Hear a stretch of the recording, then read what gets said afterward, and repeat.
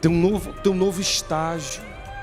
E para esse novo estágio, eu sei que tem uma amizade lá legal, mas que não acompanha mais, parou. Deus vai conectar novas pessoas, outras coisas, sabe por quê? Senão isso vai gerando embaraço, e embaraço ancora, acorrenta, aprisiona. O Senhor tem um novo para cada um de nós. Olha a grande nuvem de testemunhos que tem ao teu redor dizendo: vai dar certo. Você vai passar pelo fogo. Você vai passar pelas covas. Você vai passar pela esterilidade. Você vai passar por todos os desafios.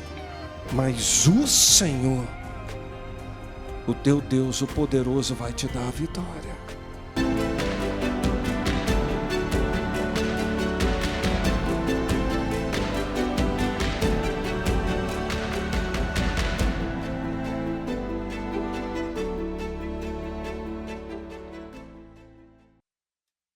Uma das coisas mais difíceis na vida cristã é sabermos que Deus tem promessas, coisas tão grandiosas a realizar na nossa vida, mas me parece que às vezes a caminhada cristã,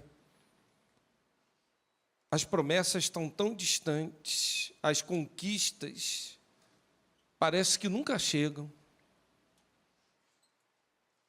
E nós vamos perdendo a esperança, desanimando, e olhamos para algumas áreas das nossas vidas, e essas áreas parecem que são intratáveis.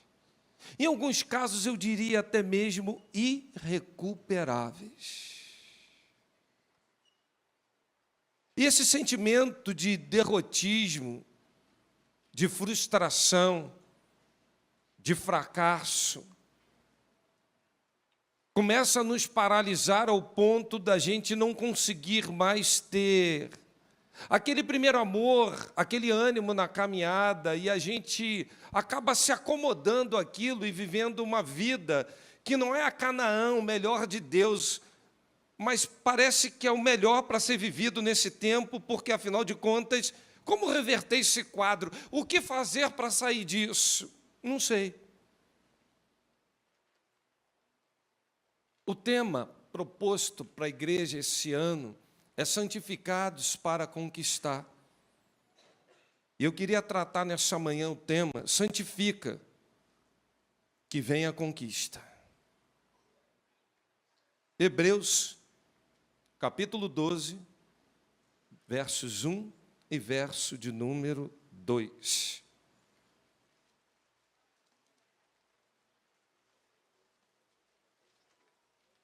Nos diz assim, então, a palavra do Senhor: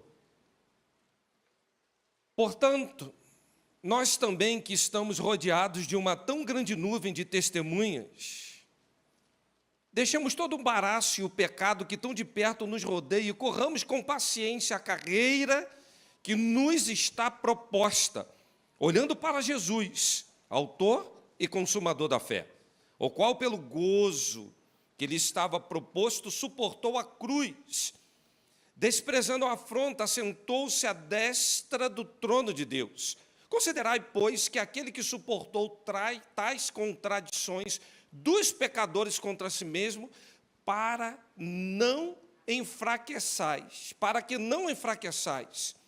desfalecendo em vossos ânimos. Eu gosto muito dessa parte final. Tudo que o escritor aos Hebreus narrou, no final desse texto, ele vem concluindo dizendo assim: tem um propósito, para que você não enfraqueça e não desfaleça em vossos ânimos. Pai, tua palavra será proclamada e ela sempre faz o que te agrada. Gere cura, gere libertação, gere salvação no nome do Senhor. Por isso oramos e o fazemos em nome de Jesus. Amém. O texto começa falando de uma tão grande nuvem de testemunhas. E fiquei pensando, por que o texto cita nuvem?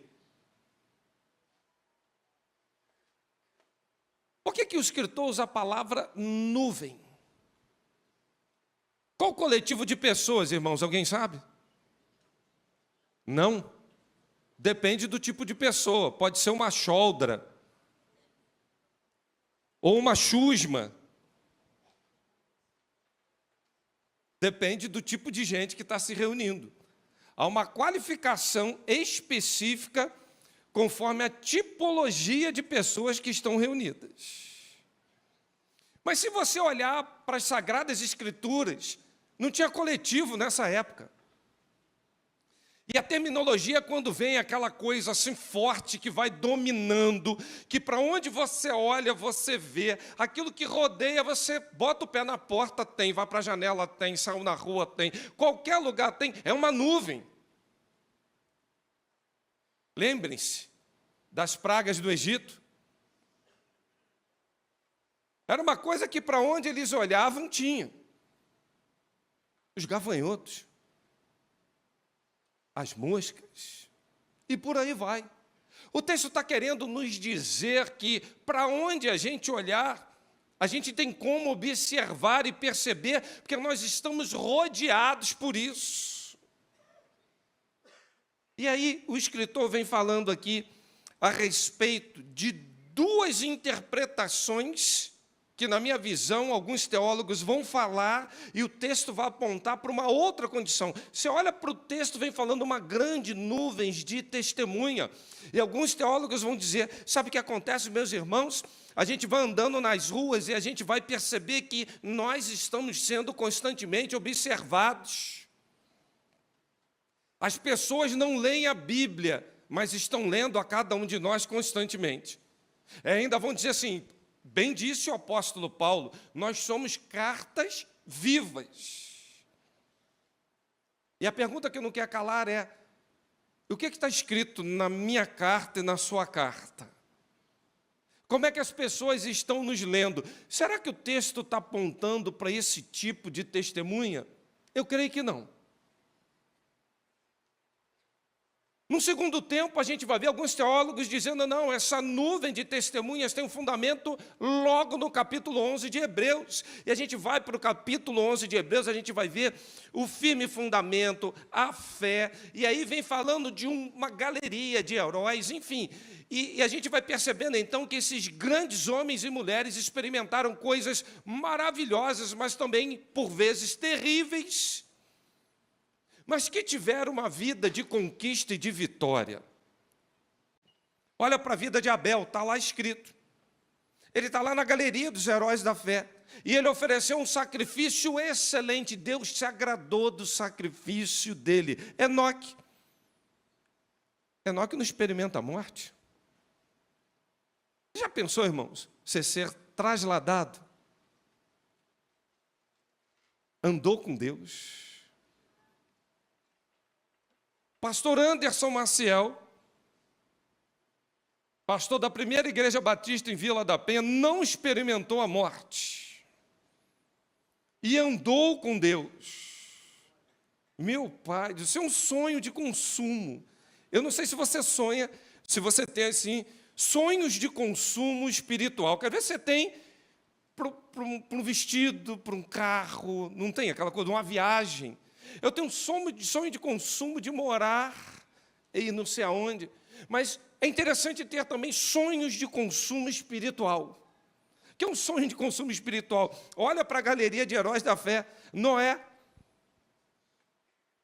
Esse homem começou a construir uma arca pela fé. Aí você vai vendo a tipologia da arca, vai ver até o cestinho de Moisés, o que era a arca. Enfim, você vai vendo que Deus vai planejando tudo apontando para Cristo. Olha para a vida de Abraão, um patriarca. Deus falou, tua descendência vai ser muito numerosa. E aí, olha para a vida de Sara, está lá na galeria dos heróis da fé, 90 anos de idade. Quando ela teve notícia que ia ser mãe, ela riu. Estava eu sábado retrasado, celebrando o aniversário, o Luiz também estava lá, celebrando o aniversário de uma menina chamada Vitória,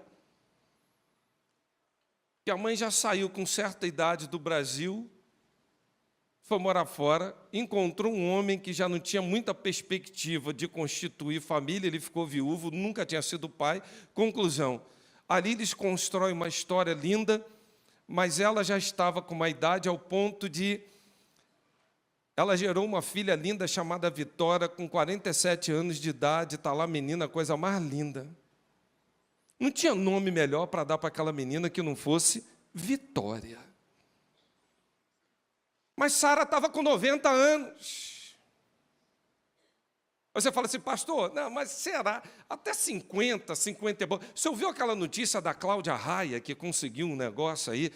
Meu irmão, eu não sei qual é a raia daqui e dali. Eu sei qual é a Bíblia que está falando que Sara gerou com 90 anos. Aí quando você olha para isso, você fica incrédulo, achando assim, mas eu não sou Sara, mas você é Maria, você é Joana, você é Rita, você é a menina dos olhos de Deus. Deus tem promessas na minha e na sua vida. Olha para a vida de Isaac. Isaac começa, então, pela fé, abençoou os filhos, as coisas que estariam por vir. Olha a vida de Jacó. Olha para a vida de José do Egito. José passa por uns percalços e faz a carreira mais meteórica que eu já vi. Promessas se cumprindo, tudo alinhado. Foi fácil? Não. Mas a gente percebe Deus agindo. Olha na vida de Moisés, o grande legislador. Moisés vem tendo umas contendas com Deus. Deus fala, eu vou largar esse povo. Êxodo 33, esse povo dura serviço. Moisés fala, não é de andar conosco, Senhor, não abandona não. Moisés chega uma hora de tamanho desespero que fala assim, Deus, eu não gerei esse povo também não, esse povo só está me atazanando, é melhor que eu morra. Elias também falou um negócio desse, né? Melhor que eu morra. Jonas também falou um negócio desse assim. Chega um momento na vida que parece que a gente desacredita de tudo e de todos. E parece que as coisas não vão dar certo. Olha Raabe, prostituta. Você vai lá nas muralhas de Jericó, a muralha dupla, a casa de Raabe ficava ali. Ruiu toda a muralha de Jericó, a única casa preservada, Raabe. E ela ainda bota toda a família, salva todo mundo.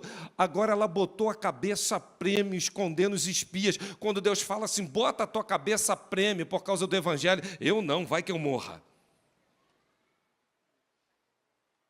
Entrou na genealogia de Jesus. Olha, gente. Que mulher fantástica. Irmãos, eu não sei você, mas olha para o livro de Romanos, onde está escrito assim, onde abundou o pecado, super, hiper, extra, large, abundou a graça. Vida de Raabe. Aquela casa era uma casa que outrora tinha pactos de coisas infernais. Agora aquela casa só tem pacto de coisas espirituais. Sabe? Muitos deviam dizer naquele tempo, olhando para aquela mulher, essa não tem jeito. Você conhece alguém que você fala assim, eu oro, pastor, mas eu acho que não tem jeito não. Você conhece alguém? Você fala assim, eu oro, mas eu acho que, sinceramente, eu acho que não tem jeito não. Olha para a vida de Gideão, você já vem pegando agora o período de juízes, de monarquia, de Baraque, Sansão. Sansão fez tudo errado. No finalzinho, Deus, mais uma vezinha te peço. Ele, no único dia, ele cumpriu propósitos espirituais. A gente enfatiza muito um Sansão derrotado, fracassado, mas ele está na galeria dos heróis da fé. Já cego, maltrapilho, imobilizado, sem força alguma. Parece que ele faz um pacto com Deus naquela reta final, fala assim, Deus, eu vou te pedir só a última oportunidade que eu não fiz minha vida inteira, me dá essa forcinha agora que eu vou cumprir, e foi lá e cumpriu. Olha para a vida desses homens, Davi, Samuel, ou seja, praticaram justiça, obtiveram promessas, fecharam boca de leões. E quando a gente cai assim numa pequena poça, a gente já está espraguejando tudo e todos, que dirá uma cova. Que dirá se tiver leão. Que dirá se tiver vários leões. Nós somos o povo que está reclamando do buraco, que não consegue ficar um dia numa cova. Se botar leão, então, a gente vai blasfemar de imediato. Mas esses homens, eles extinguiram a violência do fogo, Ananias, Misael, Azarias, digo. Como esses homens conseguiram fazer isso? A potência do fogo era tamanha que aqueles que se aproximavam já eram consumidos. Eles estavam lá dentro da fornalha. A Bíblia diz que neles não tinha cheiro de fumaça. E lançaram 3, e eles viram 4. E o aspecto do 4, sabe quem era? Semelhança ao filho de quem? Ao Filho de Deus. Esses homens estão numa galeria composta, mas eles estão, então, sendo levados a testemunharem constantemente a nós. Não somos nós que estamos fazendo coisas que eles testemunham, não, eles já foram. O que eles fizeram, deixaram um legado de testemunho, e esse testemunho é uma nuvem enorme que grita aos nossos olhos: você que é estéril, você que está na cova, você que está na fornalha, você que não tem perspectiva de vida, você que está vivendo um drama enorme, você olha para a palavra de Deus, o que você vai ver são testemunhos te impulsionando e dizendo: continua firme, porque a vitória vai chegar. Não desanima, não. Não entregue o jogo, não. Essa é a fé que os heróis do Antigo Testamento demonstravam, a fé no Messias que estava por vir, o grande autor e consumador da fé, o maior herói da fé, Cristo Jesus, a qual me amou e se entregou a si mesmo por mim e por você também. Você consegue olhar uma grande nuvem de testemunha falando para você estéril, falando para você que está na cova, falando para você que está na fornalha, dizendo assim: eu superei, promessas se cumpriram, coisas grandiosas aconteceram. Então não desanime com isso.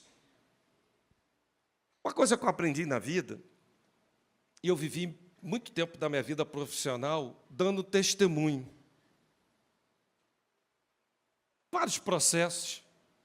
E uma coisa que a gente aprende, por exemplo, quando vai se executar um auto de prisão em flagrante, e flagrante quer dizer evidente, apanhado de surpresa, só pode apresentar e testemunhar quem pegou.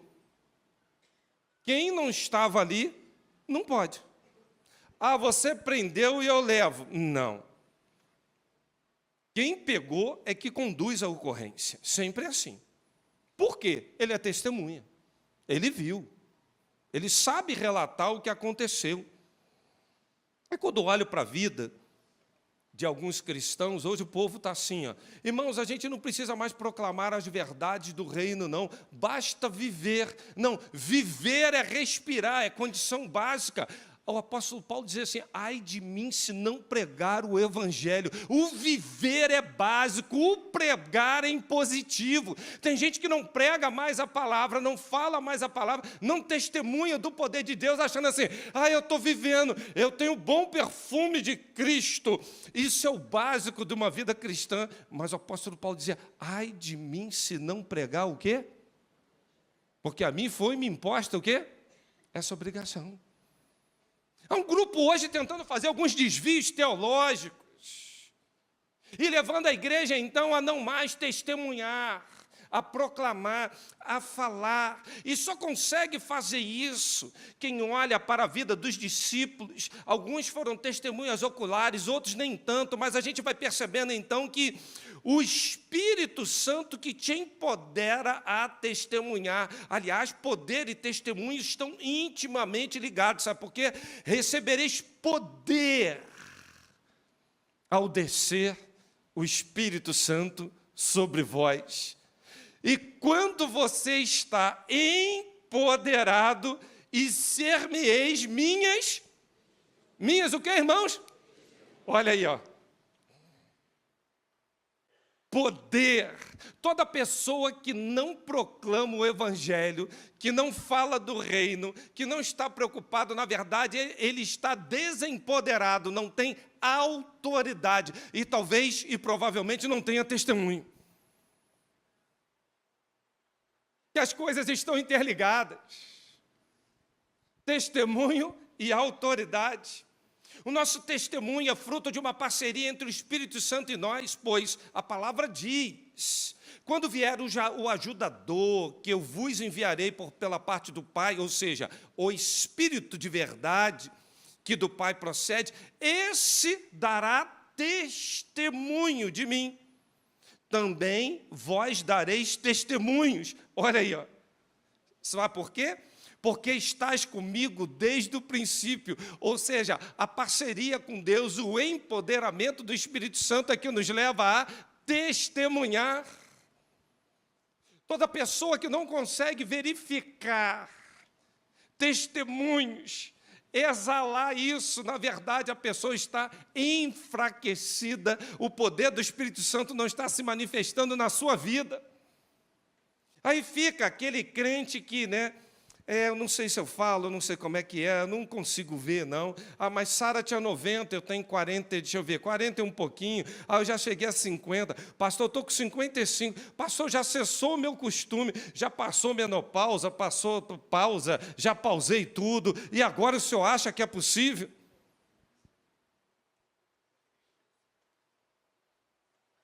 Atos 5:32. Nós somos testemunhas dessas coisas. E bem assim o Espírito Santo que Deus deu àqueles que o obedecem. Nós precisamos, meus irmãos, poder do Espírito Santo de Deus na nossa vida, porque os testemunhos estão aí desde a galeria dos heróis da fé, e nós precisamos cada vez mais permitir que promessas se cumpram, sabe por quê?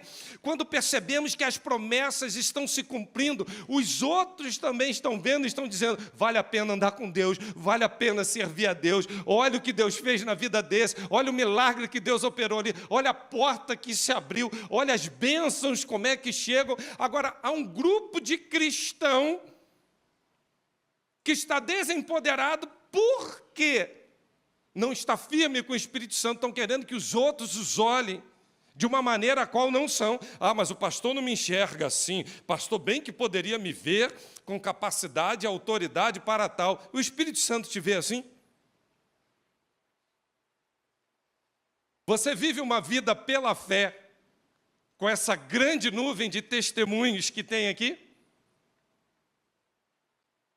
Porque isso é que vai te empoderar. Isso é que vai realmente fazer a diferença na tua vida. Olhe para o teu redor e veja os vencedores. E me parece hoje que esse termo está um tanto quanto deturpado, ou até banalizado.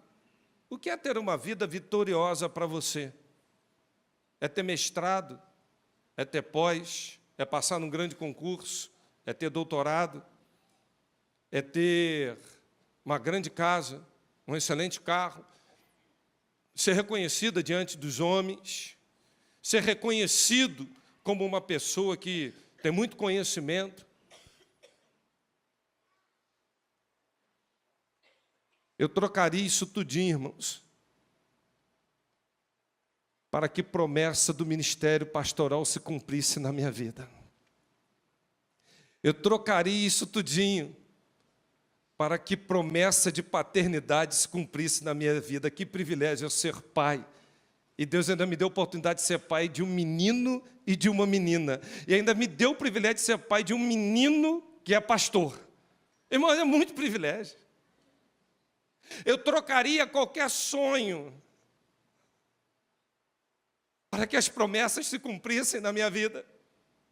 Eu trocaria qualquer ideal para ter uma vida vitoriosa no Senhor. Quando desde antes de conhecer essa mulher, eu já dizia assim, ó, Deus tem promessa na minha vida, Deus tem coisas a realizar, existe uma promessa que todos os meus filhos serão discípulos deles e a paz deles será abundante, eu não troco isso por nada, promessas se cumprirão. Ah, mas eu vou ter que abrir mão da carreira, eu abro mão da carreira. Ah, mas eu vou ter que agora sacrificar, eu sacrifico. Porque foi assim que Abraão fez, olhou para Isaac e subiu o tutelo. E Hebreus vem dizendo que ele fez isso porque ele sabia que Deus era poderoso para ressuscitar Isaac mesmo depois de morto. Irmãos, olha que testemunho! A gente não consegue sacrificar uma besteirinha que está diante da gente. Quem é glutão não consegue sacrificar um chocolate. Não, não vou comer, não. Mas você já está, não, mas estou lá em João, o que vem a mim de maneira nenhuma lançarei fora.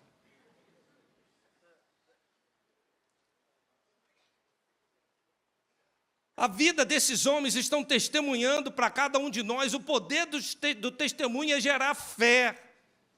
E é uma fé inabalável no Senhor. Quando olhamos para a vida desses homens, dessas mulheres, eles estão testemunhando e dizendo para mim e para você, vale a pena servir a Deus, vale a pena viver com Deus, vale a pena padecer por Deus, porque grandes coisas, grandes promessas e grandes realizações o Senhor vai fazer na minha e na tua vida. Vale a pena perseverar, vale a pena pagar preço, vale a pena estar de joelho, vale a pena esperar e depender pacientemente do Senhor. Abra a mão, irmão, do teu Isaac e viva pela fé. Mas, para ter vida santificada e para ter conquista, o texto fala, deixando todo embaraço. Em outras traduções está escrito peso. Se olhar aí na sua Bíblia, umas traduções está escrito peso, a outra, embaraço. E todos nós entendemos perfeitamente o que é pecado. Talvez nós tenhamos dificuldade, Marquinhos Miranda, para entender, sabe o quê? O que é peso e o que é embaraço. Pecado, se tiver alguém que me ouça, que não saiba o que é pecado, o que agrada ou não agrada a Deus, eu vou fazer uma oração por você, porque não é possível. Você sabe perfeitamente. Agora, peso e embaraço. Daí uma coisa difícil, irmãos. A gente olha assim para essa questão de peso e tem um regramento feito por alguns institutos conforme idade, conforme estatura, conforme um teste antropométrico. Ele vai te dar um peso ideal. Mas a vida vai passando, o metabolismo vai mudando, e a gente vai adquirindo, assim, algumas fofurinhas a mais. E outrora, que eu, por exemplo, na minha adolescência, eu comia, assim, uns 20, 25 pães doces, tranquilo, numa tarde, assim, desavisado. No dia seguinte, eu estava correndo bem, tranquilo.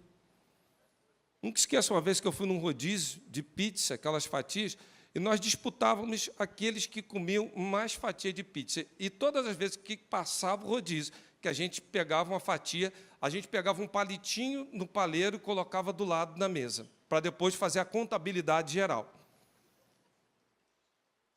E me lembro bem que eu saí vencedor num concurso desse, que eu comi 34 pedaços.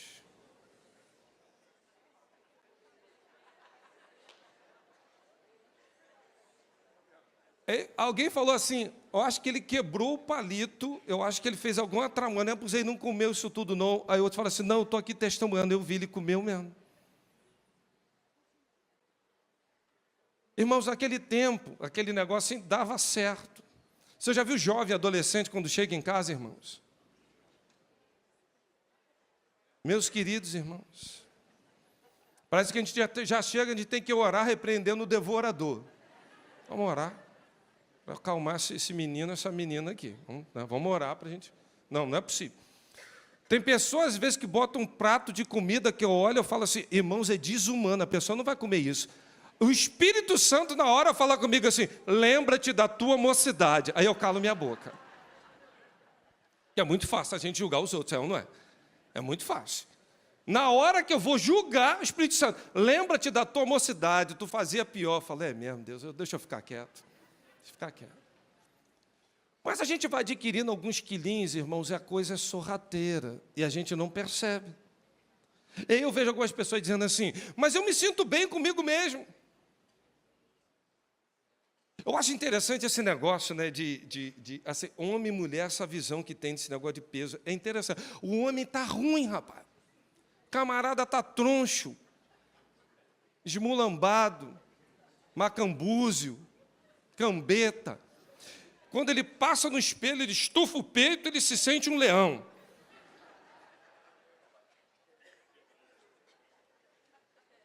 A mulher, às vezes, está bem, bonita, uma bênção. Ela vai para o espelho e sempre se acha mal. Questão de visão. Tu olha uns homens aí, às vezes eu vejo os camaradas, lá no gabinete pastoral, o pessoal fala, pastor, ele não consegue passar. Outro dia a irmã veio testemunhar, pastor, toda vez que ele passa no espelho, ele faz pose de halterofilista. E fica, ó, o bíceps, tal, eu falo, olha o teu pânceps. Para ele já abaixar a bola dele, porque senão ele se acha. Queridos irmãos, essa questão do sobrepeso vem chegando a gente não percebe. A gente vai adquirindo algumas cargas extras, vai entrando na nossa vida sorrateiramente. É o almoço de hoje, é o jantar de mais tarde. É só prova aqui, e pastor, irmãos, tem a vida provada por isso. Irmãos, se eu fico assim, Jeová dos crentes, o que eu tenho de bolo semanal, de docinho, de não sei o quê, de mimos, de troços, eu quero até exercitar uma gratidão à minha igreja. Irmãos, continuem semeando na minha vida. Continuem semeando. O solo está fértil. Eu quero agradecer o carinho, esse povo vem aqui trazer, eu vim aqui, que dia foi? Eu vim aqui quinta-feira, 10h20 da noite, irmãos, pegar um bolo de aipim. Quando me mandaram a foto, eu saí correndo de casa. Falei, mas eu não perco mesmo, essa eu não vou perder nem, né? E aqui cheguei, estou firme e forte para a glória de Deus. Mas, queridos irmãos, às vezes a gente vai adquirindo alguns quilinhos, algumas coisas. Tem coisa na nossa vida que vem chegando, vai gerando sobrepeso.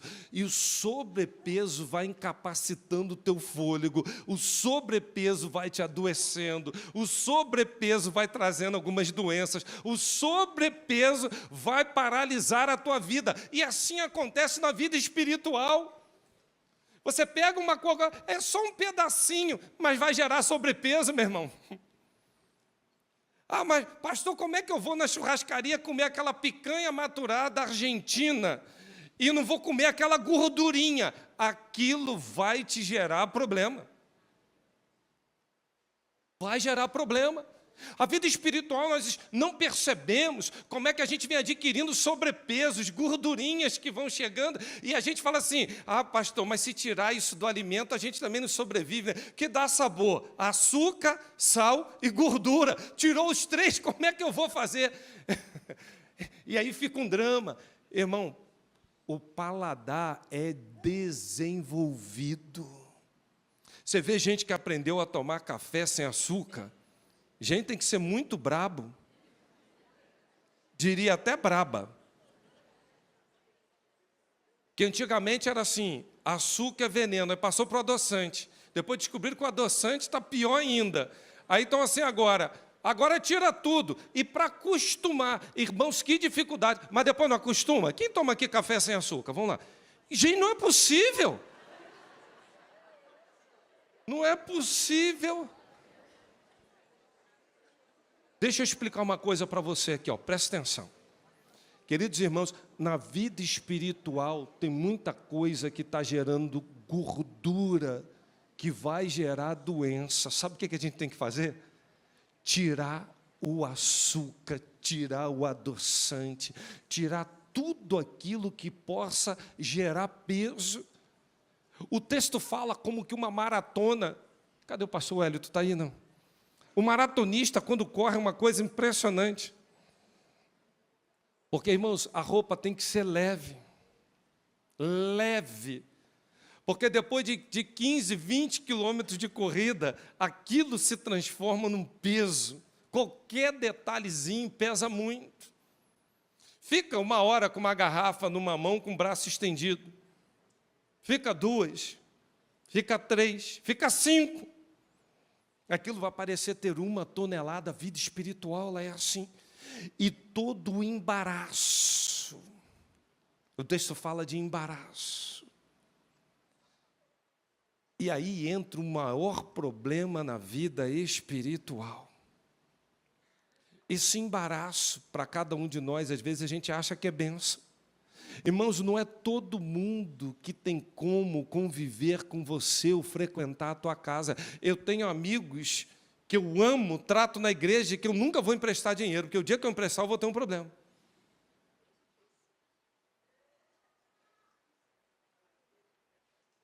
Eu tenho gente que eu gosto muito na igreja, mas que eu nunca vou chamar para ir na minha casa. Minha casa, minhas regras, meu ciclo, eu tenho meus critérios. Porque senão vai me embaraçar. Um dia o irmão da igreja falou assim: pastor, está vindo uns parentes meus aí de fora, a gente está tentando congregar a família. E eu tenho uns cunhados que gostam de uma cervejinha. Lá em casa a gente não bebe, eu vou comprar uma cervejinha só para que, senão eles não vão vir. O senhor acha que isso é ruim? Eu falei assim: eu vou te responder com uma pergunta. Quando você vai na casa deles, eles tiram a cerveja porque está chegando o servo do Senhor? Sim ou não? Ah, não. Então por que você tem que botar na sua? Porque o servo do Senhor está presente. Sua casa, suas regras.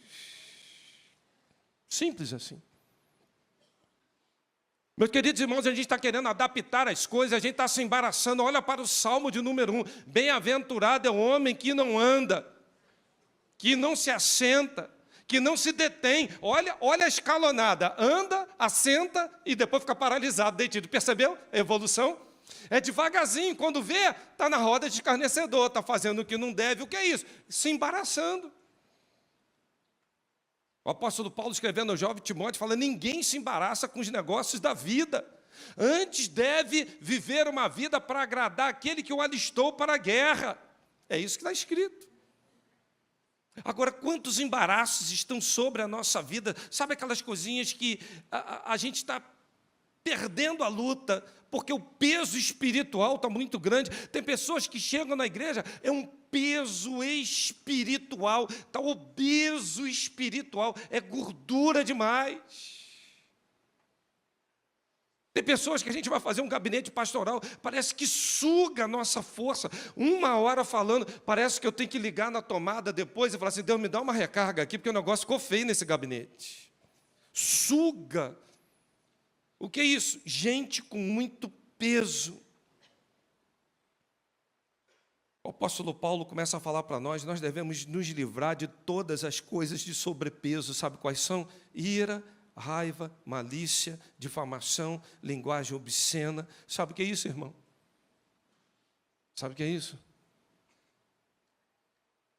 Aquilo que a gente transforma no normal da nossa vida, que vai gerando sobrepeso.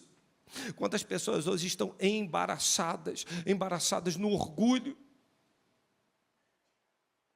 Às vezes Deus quer te levar a um nível espiritual. Presta atenção nisso, irmãos. Você está aqui, ó. Deus quer te levar aqui. Daqui, Deus quer te levar aqui. Sabe o que acontece? Você se acha preparado para vir direto para aqui, ó. Só que tem um estágio antes. Você não quer, as promessas não se cumprem porque você não entrou no processo para chegar até aqui. Porque pelo orgulho, e por isso está embaraçando, você já acha que já tem competência para estar aqui. Teve coisas na minha vida que eu tive que rebaixar. Até hoje tem coisas na minha vida que eu tenho que me humilhar, me submeter, sabe por quê? Eu estou acionando fases e estágios num processo para que as promessas se cumpram. Senão, vou ficar embaraçado. É o embaraço da prepotência, é o embaraço da dura cerviz. E quero terminar aqui para a gente falar mais um pouquinho à noite. E, em nome de Jesus, tem amizades que não dá mais para a gente andar, irmãos. Eu passei algumas fases da minha vida que eu tinha que falar assim, eu gosto muito dessa pessoa, mas ela já não acompanha, meu padrão está muito baixo. Tem um novo estágio. E para esse novo estágio, eu sei que tem uma amizade lá legal, mas que não acompanha mais, parou. Deus vai conectar novas pessoas, outras coisas, sabe por quê? Senão isso vai gerando embaraço, e embaraço ancora, acorrenta, aprisiona. O Senhor tem um novo para cada um de nós. O profeta Isaías fala, eis que faço nova todas as coisas, porventura não percebeis, eu coloco caminho no deserto e rio no ermo.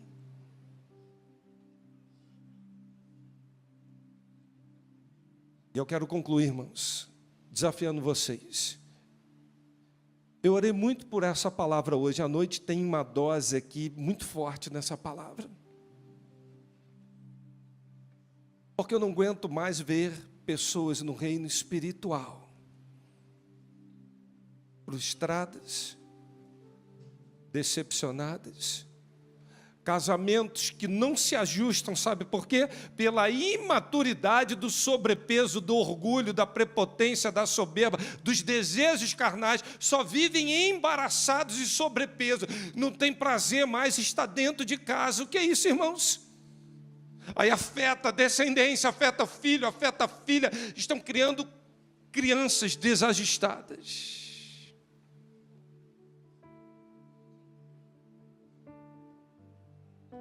Promessas estão passando longe. Sabe por quê? Olha a grande nuvem de testemunhos que tem ao teu redor dizendo, vai dar certo. Você vai passar pelo fogo. Você vai passar pelas covas. Você vai passar pela esterilidade. Você vai passar por todos os desafios. Mas o Senhor, o teu Deus, o poderoso, vai te dar a vitória. Promessas vão se cumprir. Agora, para que a vitória chegue,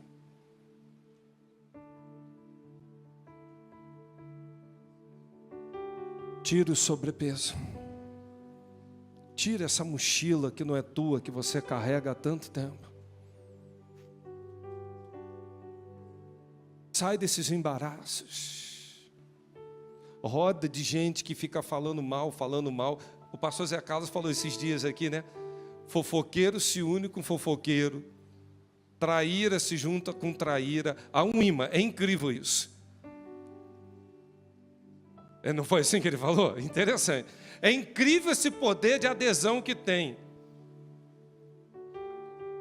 Aí você está falando, não, pastor, não estou me contaminando, não. Empreste os teus ouvidos lá que você já está contaminado e não percebeu. Sabe o que é isso? Já está com sobrepeso e não percebe. O embaraço você não percebe, irmão, até a hora que cai. É o que o salmista fala no Salmo 124. Oh, se não for o Senhor que esteve ao nosso lado, ora diga Israel. Se não for o Senhor que esteve ao nosso lado, quando os homens se levantaram contra nós, eles nos teriam engolido vivos, quando a sua ira se acendeu contra nós.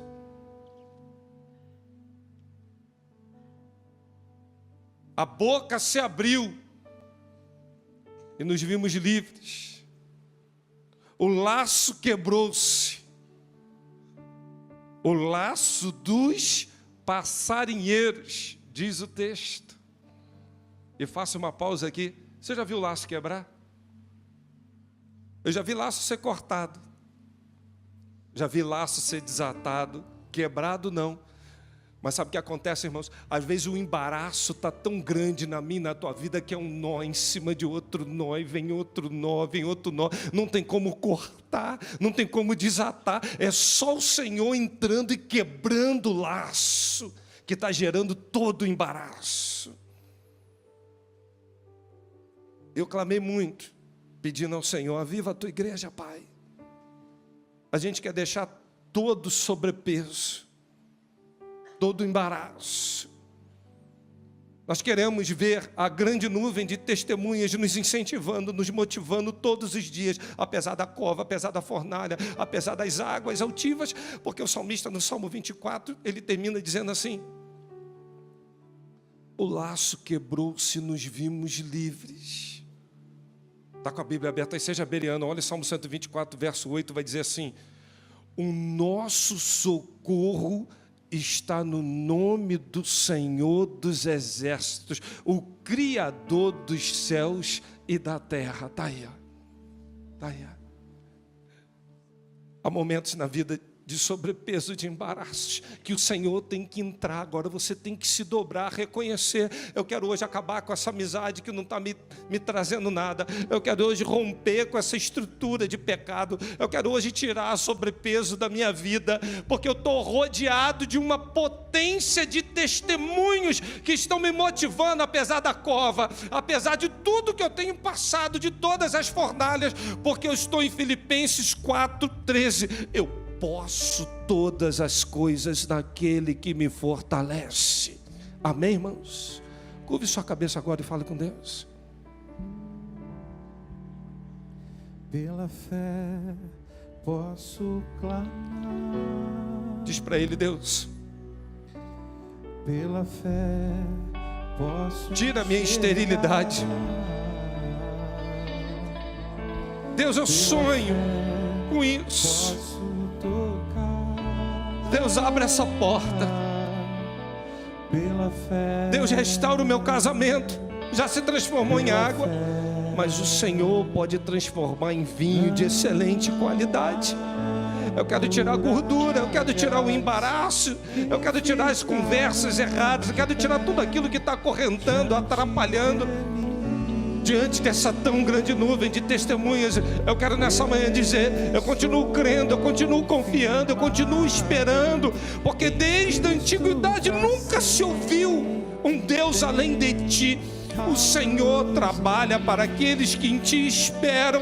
Eu renuncio meu Isaac, eu abro mão, eu confio que promessas se cumprirão na minha vida, na minha descendência. Eu creio que hoje o Senhor me chama a um conserto, a uma restauração. Eu quero santidade para que vitórias e vitórias possam vir sobre a minha vida, sobre a minha casa e sobre a minha descendência. Eu troco tudo, Senhor, para que promessas se cumpram. Eu renuncio, mas promessas se cumprirão. Eu quero desafiar você que está fazendo essa oração dizendo: pastor, eu estou dentro desse ideal, eu estou renunciando, eu estou entregando meu Isaac, eu errei no passado, eu não tenho como restaurar o passado, mas eu posso hoje me posicionar e dizer: os testemunhos apontam, não tem idade, o Senhor cumpre o que o Senhor prometeu. O Senhor é fiel, porque Deus não é homem para que minta, nem filho do homem para que se arrependa. As promessas dele estão de pé. Depende de você falar: eu quero a tua glória, eu quero santidade, eu me posiciono em santidade, porque eu quero ver promessas e maravilhas acontecendo na minha vida e na minha casa. Quantos querem nessa manhã dizer: pastor, sou eu? Sai do teu lugar, vem aqui, nós vamos orar. Pode vir isso, é atitude. Tem gente que fica acanhado, com vergonha. Pode vir em nome de Jesus, falando: sou eu. Eu estou fazendo essa oração. Eu mais uma vez me coloco. Eu quero ver realmente o mover do Senhor. Eu preciso disso e me posiciono com Ele. Isso pode vir em nome de Jesus. Nós estamos adorando. Você pode se levantando e vindo, dizendo: sou eu, pastor. Eu quero ver promessas. Eu quero que tire toda a gordura, todo embaraço. Eu quero ver o milagre do Senhor. Eu quero ver coisas tremendas acontecendo. Eu estou rodeado de grandes testemunhos. Eu vou dizer: o Senhor vai restaurar, o Senhor vai trazer, o Senhor vai fazer acontecer. Sai do teu lugar, vem, em nome de Jesus. O Espírito te chama, vem. Isso, sem orgulho, porque Deus resiste ao orgulhoso e prepotente, mas Ele dá graça aos humildes. Vem. Há mais alguém dizendo: sou eu quero, eu preciso. Eu me posiciono, porque eu quero ver o Senhor cumprindo promessas. Me posiciono, porque eu quero ver grandes coisas acontecendo. Vem, vem em nome de Jesus. Sai do banco. O Senhor está te chamando. Vem receber do Senhor. É pela fé, mas venha. O justo viverá da fé. Sai do teu lugar e vem em nome de Jesus.